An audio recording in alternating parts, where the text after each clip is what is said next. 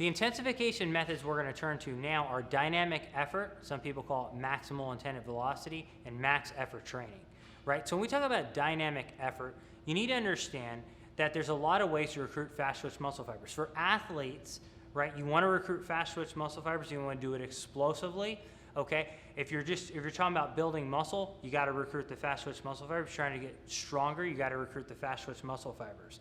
So whether it's sport, strength, aesthetics, that's key.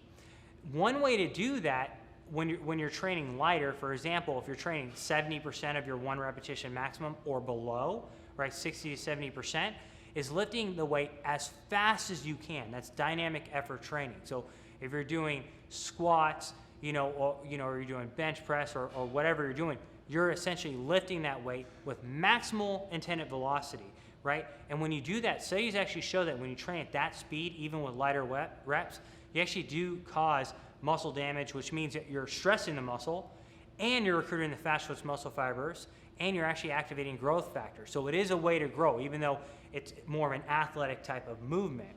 When you talk about max effort, we're talking about training a lot heavier, greater than 85% of your 1RM, 90% of your 1RM. You're lifting 1, 2, 3 reps, 4 reps, very, very heavy, right? And one of the interesting things that you can do is, if you look at like Westside, they'll use max effort on their auxiliary lifts that train their weak points. So for example, if you're doing squats and you're failing because of your hamstrings, then you would actually do more closer to max effort with things like good mornings, for example. So these are great techniques for growth and strength and power. Lawrence, how do you incorporate dynamic or max effort? I like to use max effort towards the end of one of my training programs because I like to be strong. There's no reason to be big and you're not strong. So max effort is just a great way to really incorporate those fast twitch and slow twitch muscle fibers to really push yourself through, I think, your PR plateaus.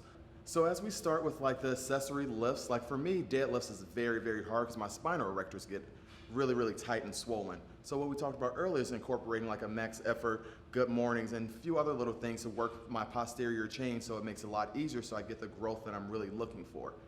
Yeah, and the thing that Lawrence is talking about, we were talking about this earlier, remember, Lawrence is actually going to go on a program where he's maxing out, getting a ton of size and a ton of strength gain. So he's going to put on 40 to 50 pounds, right? Well, he is periodizing his training, okay? He's going to ramp up to heavy training. So let's say, for example, you're not used to going really heavy or max effort. Don't just get right into it.